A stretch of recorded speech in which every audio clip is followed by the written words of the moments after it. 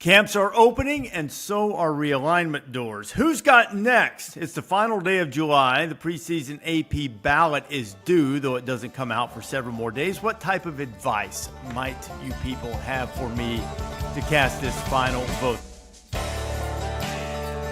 This is the College Game Day Podcast on the final day of July. Rece Davis and Pete Thamel here. Pete, before July closes, we've got to have someone else play musical chairs with the conference. Colorado is going home, I guess, in some regard, and they may not be alone, as they are the latest to exit the now Pac-9, formerly known as the Pac-12, for ostensibly greener or at least more stable pastures. Yeah, greener cowboy hats. Are cowboy hats green? They can be. Yeah. So I guess here we are. We should timestamp this late afternoon on Monday. There is a Pac-12 meeting tomorrow. Now, again, Rece, stop me if you've heard this before, where they are going to present numbers to the presidents and athletic directors, at least likely the athletic directors. They're going to be on the early part of the call. These numbers are going to likely dictate, or lack of numbers in many cases, and George Kliavkoff, who we both know and like, has certainly earned some skepticism in this for the inability to kind of come up with a concrete deal, and that's one of the things that drove Colorado out. If George comes through with some numbers, there's a really good chance the 9 stay together. Maybe they add a 10th, maybe they don't. So the survival option is still on the table. I never want to be hyperbolic when talking about realignment, but I don't think it's hyperbolic to say the information presented on Tuesday, and maybe there'll be more on Wednesday, are going to dictate the future of the Pac-12. And that future could determine its very existence or not, or certainly its existence in some recognizable form. From what my sources said today, Arizona had been kind of fingered for a few days as the most likely defectee to follow Colorado. I was told today it's very unlikely that they would go alone, that they'd want to go as a partnership with Arizona State and Utah. So those 3 teams really hold the fulcrum of whether the Pac-12 sort of rolls along in some recognizable form or does not.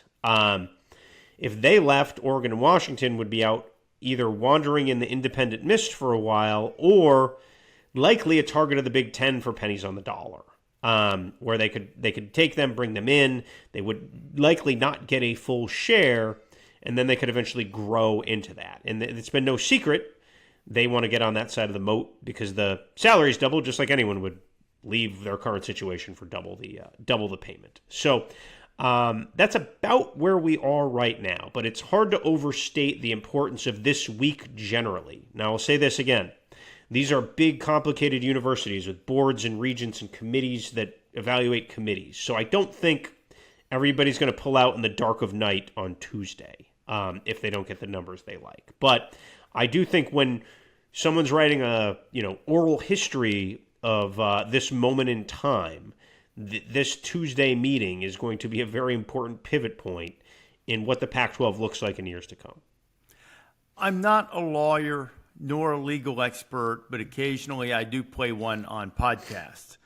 But the one thing that I think about, probably not in the next few years or in the next round of realignment, however this dust settles, is I sort of think back to the 1984 case with the University of Oklahoma Board of Regents, the Georgia Athletic Association versus the NCAA over television rights. And you might say, well, what's that got to do with this? Well, at that time, for our younger listeners, schools were only allowed to be on television a certain number of times per season. For some reason, it's entrenched in my brain. I think it was 5 times over the course of 2 years. Every game wasn't on television. Eventually, the courts ruled, the Supreme Court ruled that this was an unfair restriction of trade. Okay, so now that you've got your brief history lesson and sort of a rudimentary one at that, the reason I draw this parallel is this. There are going to be some major programs by our definition now, Power 5 programs, who are not going to make the cut for the Big Ten or the SEC. Now, at the moment, the ACC and the Big 12 both have deals, so they're viable. We don't know how the Pac-12 is going to come out of this, whether they are viable or viable at the same level. How much more does it take before some of those left out and left in the wake say, hey, wait a minute, you're unfairly restraining my ability to trade by scheduling against each other, within the conferences and maybe even cross-conference type things. I don't know if it would work, but I don't think that some of these schools that are left out, just pulling names off the top of my head, Washington State, Oregon State, I don't know if Stanford and Cal care enough, but maybe Stanford and Cal. I know that there's some prestige. They definitely have the legal power to go after it. I would definitely hire lawyers from those schools. Yeah, there's no doubt. But, whether they would want to get in the weeds on something like that, or even if they would. But it came to mind that it seems really easy, and I've been guilty of it from time to time, saying we're headed toward two super conferences like the old AFL, NFL before the merger, and that's what we're going to have. And I don't know that it's that simple from a legal standpoint, and that might make the conferences very judicious. It might not put the brakes on expansion, but it might make them very careful in the way they go about it. Is that fair? I think that's fair. I'm a little lost in the weeds here. You went high macro, and I'm like deep micro. So it was a good compliment to that. I think, Rece, and we've talked about this in some other ways. Like all of this, in some ways, is part of the drumbeat to some different form of the games we love. Right? Like there's just too much happening now, and there's too much separation between football and everybody else. And there's just too much of a disparate membership on the landscape to keep everything organized under the same umbrellas. I mean, Alabama, LSU, and USC are under the same umbrella as fill-in-the-blank Division III schools, Williams College, or, it's all like they're all just sort of forced and linked together in this but big, some of that's unwieldy, been mitigated a little bit, though. Some of that's a been little mitigated. bit, yeah. Autonomy 5, and sure. But even like amidst the 133 schools that play FBS football, there is just some of them make 10 times the amount of money as others, like more than that. It's like there's Nick Georgia Saban makes and more Georgia money State. than yes, exactly. Yeah. Nick Saban makes more money than probably a third of them bring in. So it's just how do you afford talent now with NIL? How does that look? There's just all these successive drum beats going to where it's going to be hard to keep everything under the same paradigms, leadership-wise, that we've known. Now, someone's like, they'll break away and have a czar. No, the conferences are still going to have all the juice. The conferences aren't giving up the juice. But I really do feel like, I don't know, do Washington State and Oregon State have a case if all these schools break away? They entered a TV contract, and the contract expired. Other their peers entered different TV contracts. Right. So that's what I say. Maybe I'm not right about it, but there are provisions. I did a little homework on this, believe it or not, just enough to be dangerous. But there are provisions within this, apparently, about you have the freedom and there's the unfair restriction of it, but then there's also the acting as a group to limit competition. And I think that's probably where they would go if there's any case at all. Maybe there's not. It just seems like that, I don't know that a lot of these schools would just throw up their hands and say, oh, well, and look, maybe they would have no choice. But the one thing I will say about this, while it's clear that money drives the boat and the reason that a Washington or an Oregon, a Big Ten type deal would be really attractive to them is simply because of money. But as fans, we always get back to the purely competitive side of this, right? And the games that we enjoy on the field. We don't really enjoy realignment other than for, we like drama and chaos. It's sort of in our human nature, you might say. But I don't like it. I'll be clear about that. My wife definitely doesn't like it. No, I'm sure she doesn't. On the field, let's say you have a Pac-9, or you throw somebody in there, Boise State, San Diego State, whoever it's going to be, and you have a Pac-10. Well, the new rules for the expanded college football playoff still say the 6 highest ranking conference champions, right? That's going to give you a really, really clear path if you're Washington or Oregon and you're in that. Because correct, and that's one of the allures, I think, for them to stay. But now, this is where I'd have to go deep in the Bill Hancock weeds, and I haven't done it yet. So year 11 and year 12, it's going to be highest rank of the. So we're entering year 10 of the CFP, which is a 4-team playoff for the final time. Then year 11 and year 12 are agreed upon 6th highest ranking conference champions. That language, they haven't even written the TV contracts for the new one, right? No one knows what channels they're going to be on. We don't even know when the quarterfinals and the other stuff is going to be on for 11 and 12. But if there is an Armageddon scenario, those could easily be written to the highest 5 rank. Now, that would have to be unanimous, I believe. So there could be some kicking and screaming, but you can also, there's some mafia tactics with, well, we'll just squeeze you out of the payments if they didn't get what they really wanted. Yeah.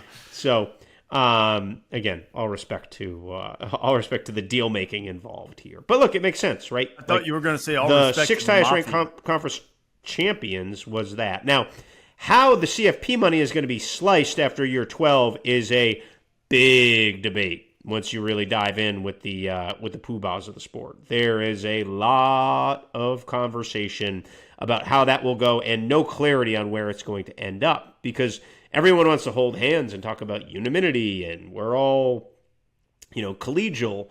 But boy, like if there's 6 SEC teams in and they get the same amount as the proverbial Big 12 or whatever, that's not going to go well. So let's focus it on what you think is important right now.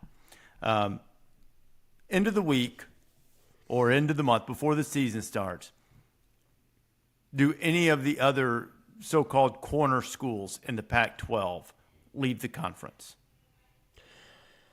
I'd say it all hinges on what happens in the, Tuesday and they maybe bleeds into Wednesday meetings. But I think the Pac-12's television deal has earned our skepticism, and I am skeptical what they can come up with. Just again, for the sake of the sport and a vibrant West Coast outlet, I kind of hope everything stays the same. Mm-hmm. I think you and I are both general traditionalists. Mm-hmm. We don't root for anybody, but we kind of like the sport and the structure of the sport, and I think you can root for structure, right? Like even if you can't root for teams. Sure, of course you can. We want Washington State to play Washington and Oregon State to play Oregon and Arizona State to play Arizona in the same league. I don't think that's like too much to ask. Those are games we all enjoy, and those are part of the water cooler conversations from Tucson to Tempe and Pullman to Seattle. So it's just like that's what we want. I don't want to see the fabric of the sport ripped up anymore, but then again, I am a free market bottom line realist at the same time too. So if it happens, I wouldn't be surprised. So if I had to make a prediction, Rece, which are always dangerous because they can get clipped and put on 30 for 30s, I would predict that those schools leave right now, if you're forcing me to that. But that's not based on reporting. That's based on 12 months of missed deadlines and ambiguity and the fact that everybody knew Colorado was the flight risk, and they let them fly. Think about this for a minute. Colorado, I think in the last 20 football seasons, they've had 2 winning campaigns. Yet, they're always moving. Think of the numbers. If you like numbers, you like jersey numbers, or just you're into numerology in any way, they're going back to the Big 12, which has 14 teams, but next year we'll have 13 unless they get back to 14. Colorado has played historically in the Big 6, Big 7, Big 8, in the Pac-12, which was sort of the 10, and is now really sort of the Pac-9. They're still playing in it. Now, if they can find an 11-team conference to play someplace, they will have completed the entire bingo card. And if you want to go to the other end of the numbers, they haven't been in a Sweet 16 since 1969, but man, they're survivors. The Buffs are survivors, right? I mean, the Big 12 looks as if it's in trouble. Boom, off to the Pac-12, just when it looked like the Pac-12 was going to take off. Now Pac-12's in trouble. Now they're back to the Big 12. Now, they haven't won much at much of anything. But you have Deion Sanders. I don't know, how much do you think, I've read some things today that there are people who believe that played a great part in just how attractive Colorado was to the Big 12. I think of it more as being an added bonus, but not a primary reason. I think that would be very short-sighted, even though I think it's a great hire, especially the plight that Colorado has found itself in for the last 2 decades with a couple of exceptions.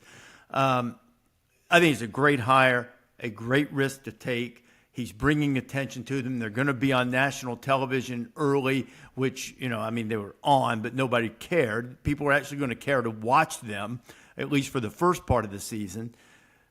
But it's pretty short-sighted if that played any heavy role, I think, in bringing them into the Big 12. What say you? Yeah, I agree with you, Rece. In my reporting on Colorado going to the Big 12, I have mentioned Deion Sanders sparingly. Now, he's been an advocate of the move, and if you're Deion Sanders of Cowboys fame and a former high school coach, you would certainly prefer that. So that's very clear. You'd rather recruit Texas, you'd rather be in your home, etc. How much it actually played into the university decision-making, I think generally was not significant. I just, as it shouldn't be. This is a generational decision. That's how it was posted to me at some point. This is Phil DeStefano and Rick George trying to set Colorado up for the next 25 years. I hope Deion Sanders wins. It's an unbelievable story. The attention at Colorado in the last 8 months is more than the first 19 years that I covered college football. So, their brand in football is they should have a long thank you note to Cordell Stewart and Michael Westbrook and Rashawn Salam and those guys, because they obviously made Colorado football.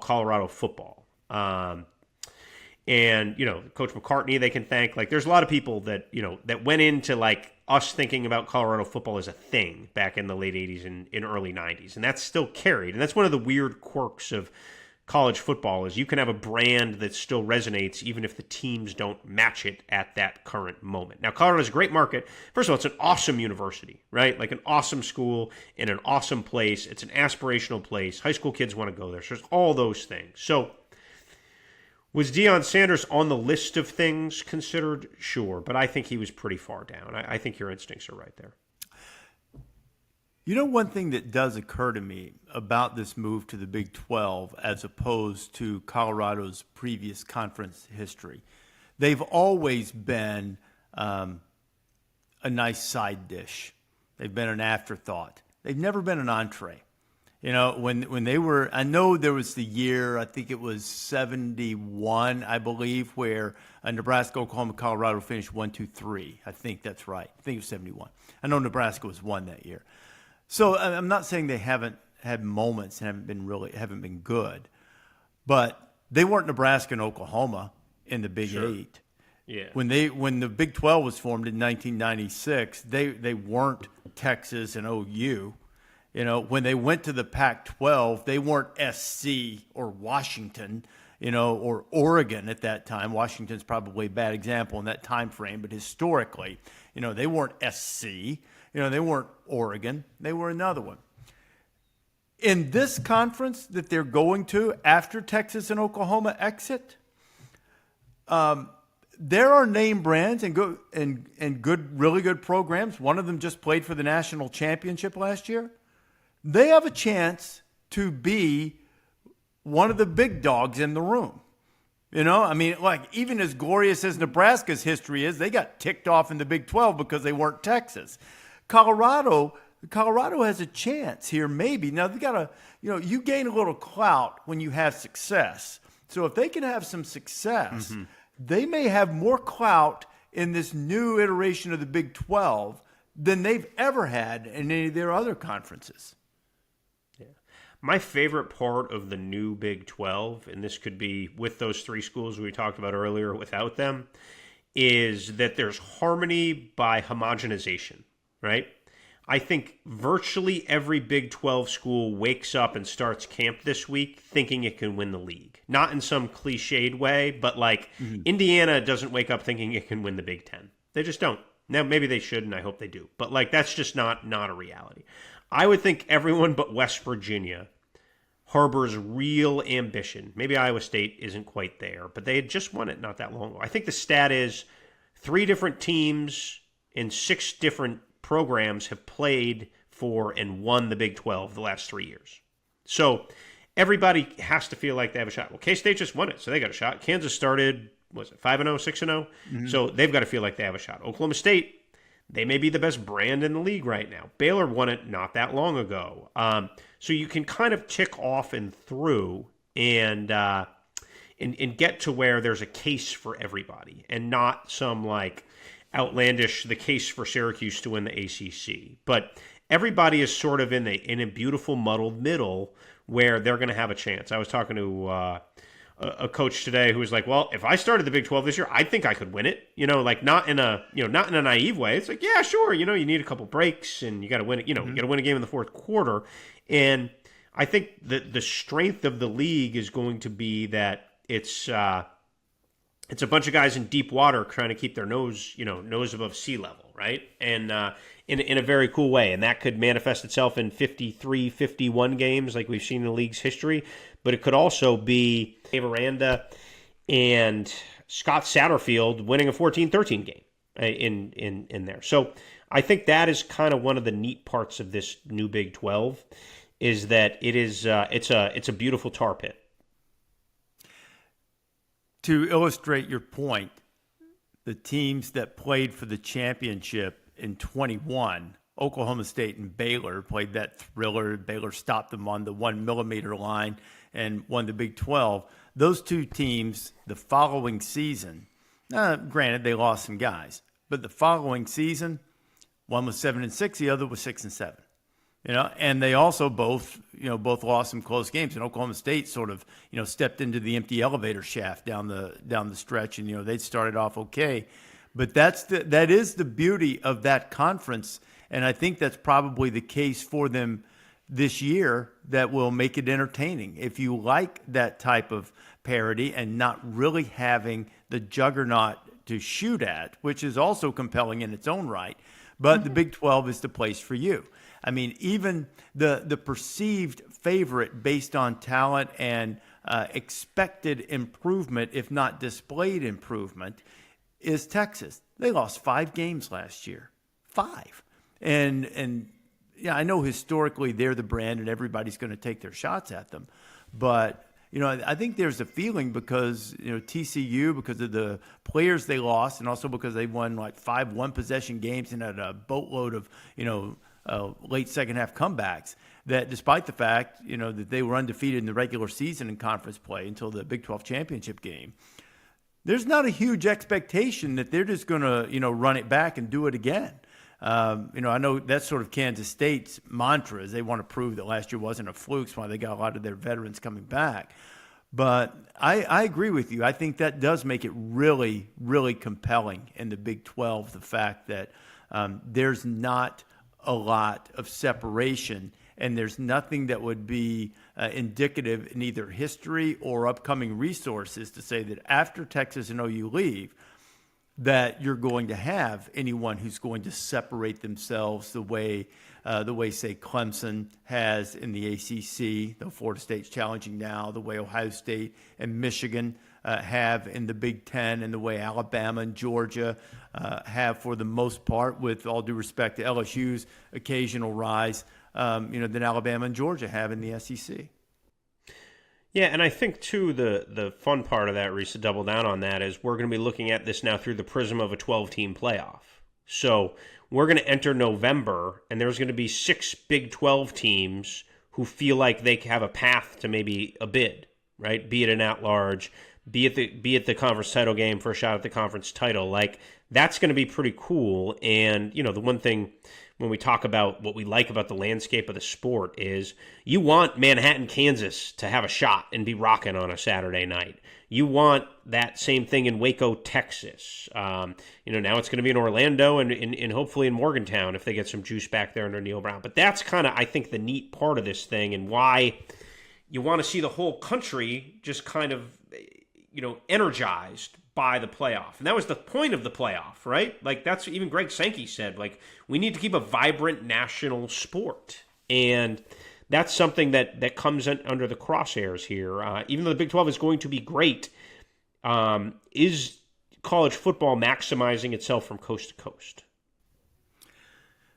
More realignment talk. If you follow Twitter, and I know you've been locked in on all of this stuff, I scoffed in the general direction and laughed heartily, though I know that there is an underlying desire by some of the Atlantic Coast Conference to find an escape hatch.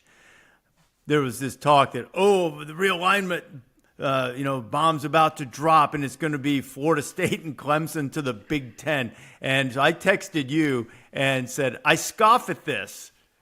And you concurred in my scoffing to a degree, right? I mean, this is not happening now, right? No. I mean, this much we know, right? Yeah. Okay. No. Well, the Big Ten part, certainly not. So here's where the ACC is right now. And I've spent a lot of time on this, not only today, but like through the recent weeks and months.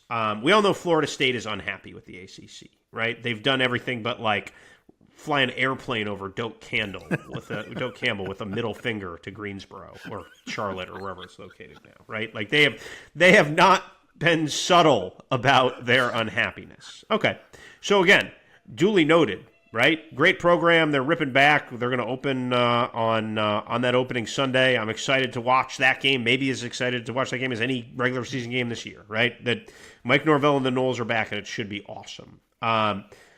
They are of the belief that they should not get the same share of money in ACC TV money as proverbial Syracuse, Wake Forest, BC, etc. So that is part of their kicking and screaming, and then obviously chatting with Clemson and Miami and others in the aggrieved seven, as I call them. So with all that said, and I fully acknowledge Florida State's ambition, and I fully acknowledge the power of that program when it's rocking and rolling, I don't know where they go. And the problem with breaking away is you don't know if you can fully unwind from the grant of rights. Like, my understanding is if the ACC bylaws don't account for dissolving, right? And so there's no like vote of this to dissolve the league. So do you take the legal risk to attempt to dissolve the league, still owe hundreds plus million in exit fees? I think it's 100, it might be 150 in exit fees because of the length of time. The grant of rights is to 2036, and then still not own your rights. Yeah. Like, I don't care how good you are, if you don't own the rights to your home games, you are not of much value. So, again, way smarter people than me have spent way more time on this. And a lot of people have dedicated a lot of time and private plane hours to fly to Greensboro to find an answer, and to go through that grant of rights with a magnifying glass, a fine-tooth comb, a spelunking hat, however you want to look at it.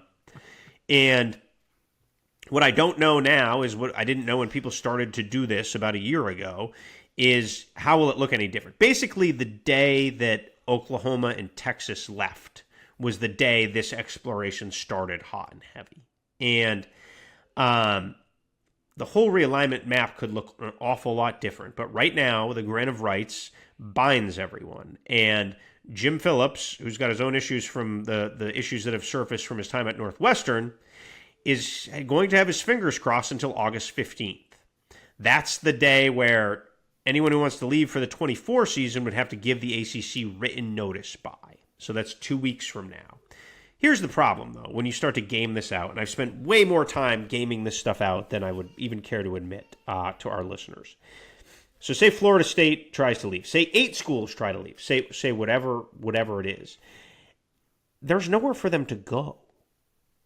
There's no guarantee that the SEC would welcome them with open arms. The SEC is going to make some kind of move, Rece. It's going to be in defense so that property doesn't go to the Big Ten. Like those two are spy versus spy looking at each other. And we've said this on a previous show, Virginia and Carolina have more value to those two leagues because of markets and recruiting bases and the fact that they're not duplicate. So now look, that does not say this does not mean Florida State's not a valuable property, right? Because there's a lot of numbers that say they are. It does not mean Clemson Two-time recent national championship Clemson is not a valuable property, because they certainly are. But would they be the first realignment draft picks? No. So this is where I shouldn't be dropping Latin legal phrases. Taylor should end the podcast right here. But tortious interference would come into play. So obviously there's going to be an unwinding, and there's going to be a bajillion lawsuits. If it was found out that the SEC, Big Ten, Big 12, whoever, just hypothetical, had contact and encouraged one of these schools to break out of this ACC contract in the grant of rights, that would be a big legal no-no. So all of this means is this thing is going to be a thicket of a legal mess. And my understanding is until you're cleared of that or much of that, you're not going to get an invitation to go anywhere. So can all these teams leave, Rece? Can they leave and just start their own league? Well, who's going to put them on? Fox is pretty much maxed out of windows. You're just going to have a fiery divorce from ESPN. I can't see them turning around and like rebidding on, the leftovers of a broken contract. So then if you're just going to go into a stream outlet or the CBSs and NBCs, and these are all great options. I'm not knocking them. They're great options. They don't have the tonnage or the availability to put on, the random Clemson BC basketball game on a Tuesday night or whatever it is, right? These conferences have a lot of tonnage, and there's only a certain amount of people who can handle the tonnage. So that's just when you start to game through and walk through the where would you goes. I don't doubt the desire, and I don't doubt the caliber of the schools. It's no knock on them. I just don't see a viable path. And I talk to a lot of people way smarter than me, who also don't see a viable path. I don't see what the conferences gain, but I feel at this point, maybe in a few years when things change, I certainly could see the value because, as you pointed out, the real way to grow your value is not by getting more teams, it's playing more good games. And like the SEC has enough teams in the new 16-team league, I think they should play 10. I've said that for 100 years. Not 100, I've been live that long. But ever since they've started talking expanding schedules, they shouldn't just go to 9, go to 10. 5 home, 5 away, and play somebody else. Well, that also kind of puts the squeeze on some of these teams. But I feel the same way about the ACC as I do about the Pac-12. I want them to survive because of the historical context of it. Sure. Basketball is important. I would like to see that basketball conference survive. And I think they can be viable in football. So, if there are different structures, if a structure is set in place where things are collectively bargained with the players, and then maybe some of this, there will still be a discrepancy in the media rights deals. I know that. But in terms of money that you have to have at your disposal to be able to compete at the highest levels, it might not be, an untenable situation to get deeper in the contract and then see if you can increase your value to the point that you renegotiate or whatever it might be when 2036 comes around. Do you want to wrap this up and actually talk something fun a little bit before we start? I mean, not that this I would isn't love fun, to. Actual football, like the games. Exciting. Actual football. So we've talked about this on the pod before. I'm voting in the AP poll again, and we're not supposed to reveal our votes. And it's still a couple weeks out, I think, maybe the 14th. Don't hold me to that, but I think that's when the preseason poll was released. I've done quite a bit of work on it. I have, have some things, and I don't mind saying this part of how I voted because I've said it on the podcast. I have Michigan number 1 to start. What advice? I don't think Ralph Russo is going to come hunt you down, Rece.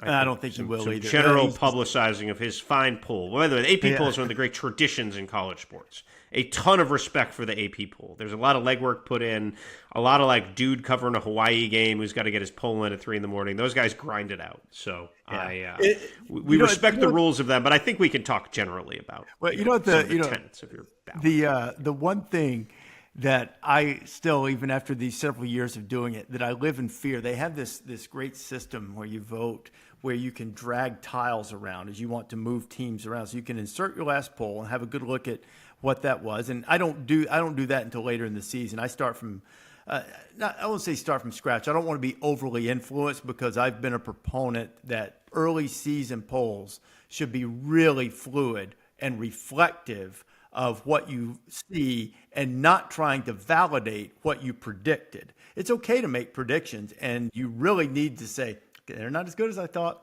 They're not as good. So it's okay and if for you them beat a to top move. 10 team early, you can soar. Right, yeah. You're not it's okay rooted to in the drop belief from, of what you are.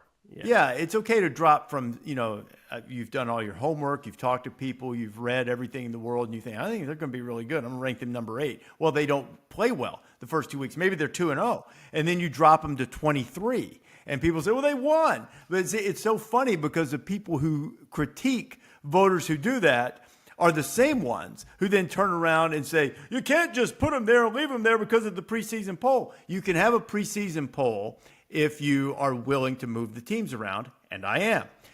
So I have Michigan number 1 until I see Georgia's quarterback play.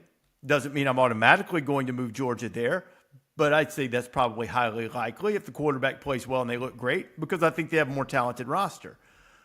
Beyond that, what do you think? Give me something that you think I should be thinking about, a team that I should be thinking about. You can challenge me as to whether I have this team ranked in my preseason top 25. And while you're thinking of your question, I'll finish my thought about my biggest fear over the last several years of doing this. It's when you drag those tiles around and the tiles with the teams to rearrange the teams. And I really got off on a tangent there. But the system is you can take the tiles, you type in the team name, it pops up with a logo, and it just helps you move them if you need to. It's a time saver. But my biggest fear is that, like, when you X out a team or move a team or something, that you accidentally forget to put them back in. That happened to me. It's been a number of years ago. I think it was Virginia Tech, and they weren't a highly ranked team, but it was, I probably would have had them somewhere, in that year, maybe the 15 to 20 neighborhood. And I was kind of playing with how I was ranking those teams and looking at stuff. And I hit submit at some point, and it was lost on me that at some point in the process, I'd X them out and failed to put them back in. Fixed it the next week. It was midseason, wasn't the end of the world. But it's something you worry about. Okay, So I've gone through. I don't think at this point in the teams that I have ranked that there's anybody. There are a few at the end. Few teams that I left out, that had in, took them out, guess, gut feeling, all of that kind of stuff. Give me a team I ought to be thinking about, say, in the last, 8 to 10 spots that you don't know if I have in there or not. Well, I'd be curious about this team because I do feel like rankings, not you, you're obviously very, very conscientious of how you rank teams, but I do feel like this can be a brand exercise a little bit, right? Mm-hmm. And we default to the brands. They've earned some of that. But like Oregon State is very interesting to me. They had a great season. They beat Oregon. They are, and then they bring in a high-profile quarterback transfer in DJ Uiagalelei. They return, pick a number. Is it 17 starter or something like that? I'm sure you've done your preseason diligence at this point. Can do you rank them in the top 10? Like, do you settle them behind the bigger brands of the Pac-12? I just think they're a team with some variance because the bullish people on them are very bullish. And again, they were a modern day left tackle push away from beating USC last year at Rece. So, I do have them ranked, and I will say this factored into my ranking. I almost ranked them much higher than I have them, but it started echoing in my head. If you want to see the Georgia quarterback, you probably ought to want to see DJ play first too, because their problem last year was quarterback play. And I mean, they were still really good, as you say, but they could have been really something if they'd gotten a little more productivity from that spot. Yes. They're a team that I have ranked that could soar if they play well, put points on the board, and look really efficient from that spot. Because I like you. Now, they did lose a linebacker, the transfer portal to LSU that, was not good for them because he was a terrific player, Omar Spates, for them. So that's tough. So they don't have everybody back. But they I think they're going to be really good. They're a team that could soar up the rankings with some good performances early. That's a good call. Is they open at San Jose State, which is just like one of those great, like if these leagues all tear apart, that's like the beauty is like they go to San Jose State. Obviously, USC's never going to San Jose State, right? Or whatever, just a West Coast power, fill in the blank, is not going to go there. And I think that's pretty cool. Like that's a game you and I will be texting each other while we're watching well past midnight on that opening weekend. Oh, I lied. It's a Sunday CBS game, September 3rd. Right. Yes, 12:30 local. So that's probably on after Rutgers Northwestern. Snobbery. I'm going to go big snobbery here. USC should not go to San Jose State, but it's okay for Oregon State to go there. No, I think that's right. I just think that's basic economics. I have no problem with sort of like you are what your budget says you are, right? Mm-hmm. So, yeah, but I also think it's cool that they do too. You know what I mean? Like, no, it is. I mean, it's okay if you want to, but there's no real reason to. I don't subscribe to to the thing where the big guys have to give the little guys everything they want in terms of scheduling. Now, you should play them. Yeah, that's fair. You shouldn't dodge playing them if they want to, but you're SC for a reason. And if San Jose State wants to play you, they should come to you. I sort of feel the same way in basketball. There are some exceptions. Vital always used to joke with Digger Phelps when both of them worked together and say, Digger would never play me. He'd never play me. He never gave Detroit Mercy a chance, like that. And, too bad. Go to South Bend if you want to play him or get in the same tournament.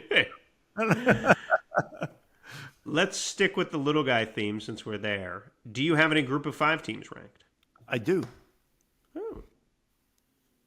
I do. All right. You just want to leave it there and leave that dangling participle?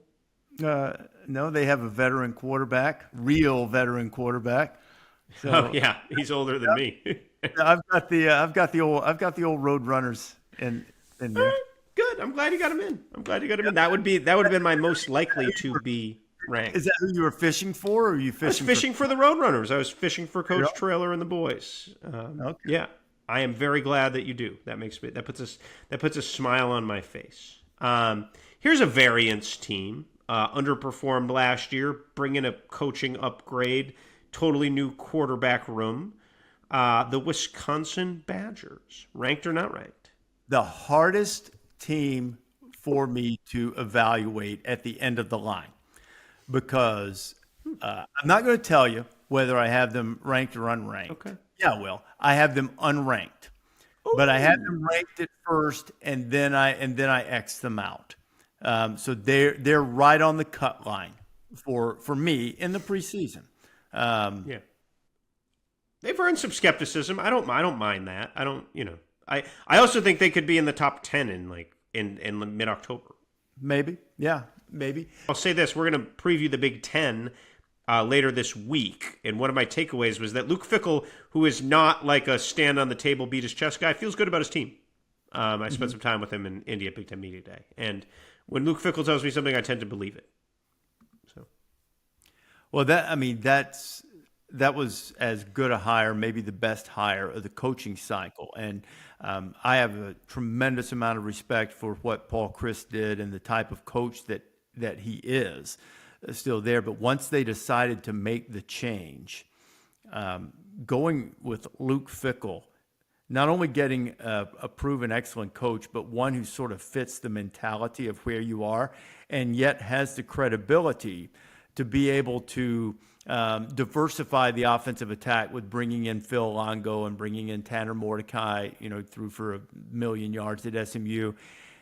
And still, based on the way they were at Cincinnati, he's not going to abandon the running game. It's not going to, it's not going to look like they're trying to be something that's not in their DNA, yet they're going to open up a little bit, and that might help them in the coming divisionless Big Ten, when they won't be able to just get by beating those in the West. If they want to win at the highest level, they have to beat Ohio State and Michigan, Penn State. So, which I know they still do in the championship game, but to get there, they'll have to take care of those teams along the way. Let's wrap with this one. We'll stay in the Big Ten West in its dying embers here. I'll recycle one of your favorite jokes from Game Day. Iowa, because there's no O. I think their ranking would be wrapped around the idea of an O of incompetency becoming one of modest competency. And then the other facets of the program, the special teams, obviously, and the defense have been, as good as any in college football in recent years. So does Cade McNamara and Eric All give you optimism that there'll be some O in Iowa this year? Well, there needs to be 25 points per game to save Brian Ferentz, who has a revised one-year contract, took a little bit of a haircut on the pay side, and they have to win 25 points per game. That's part of his contract. I think they'll do that. I kind of need to have a little look at them also, but they've got a lot of guys coming back on the offensive line. McNamara will be a huge upgrade for them at quarterback, and Eric All is a good player. They've got Luke Lachey, a tight end who's also a really good player. So they'll, again, sort of, I guess, in the theme of staying with who you are, they should be able to run the football, and then the play action passes and so forth will probably be more effective and more like the good Iowa teams. As opposed to they won 8 games last year, but as opposed to the one-dimensional defensive only Iowa teams. So we're going to go through the Big Ten team by team, and what they're going to put some type of timing device on us, aren't they? Yes, I think an egg timer. They're taking from my 103-year-old grandmother's kitchen. How are the people listening to the podcast going to know that the egg timer has expired? We're going to have a sound effect or something? I think that's for Taylor and Sarah to work on here, right? Okay. Like, is there like a good 80s cartoon, like an anvil or a Roadrunner or maybe a Meep Meep in honor of the Roadrunners being ranked? Northwestern would want less than 3 minutes, actually. Yeah. Northwestern would prefer they would prefer less than an NBA shot clock. Is what Northwestern would prefer. Get it off in 24 seconds and be done with it. You can't even get through the lawsuits in 3 minutes for Northwestern. I think who will be mad, Taylor, will be the Ohio State and Michigan fans. The Ohio State fans that we actually spend 10 minutes or whatever on Michigan, and Michigan fans that we spend 10 minutes on Ohio State, and then they'll both be united in their anger toward us that we spent any time on anyone else. So the answer to your question is yes, they'll be mad. Vocal fan bases, we can confirm. Sources close to those fan bases can confirm they're vocal. So. Especially the one in scarlet and gray, particularly. That's vocal. fair. Yeah. That's fair.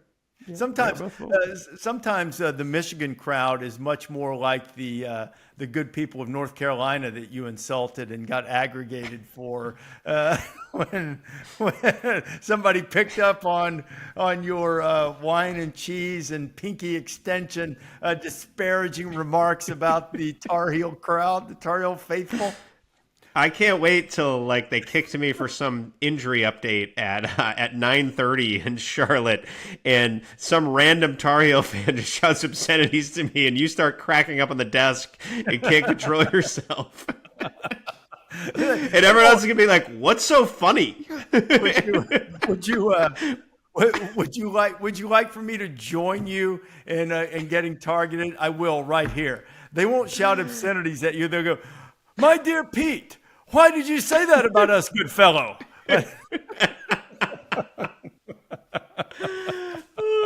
We're not at brunch, Thamel. We're not at brunch. Yeah.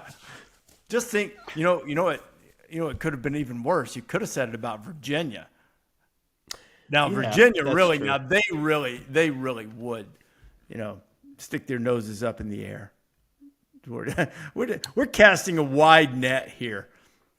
Maybe Taylor, maybe you better shut us down before we alienate all of our friends. We only, it's just a joke. We're just having fun. We love all the fans. Yeah, we do. Of course. The ones who shout obscenities at Pete and the ones who beg to differ with his train of thought. Whatever floats their boat. Thanks for listening to the College Game Day Podcast. We'll be back later this week with a preview of B1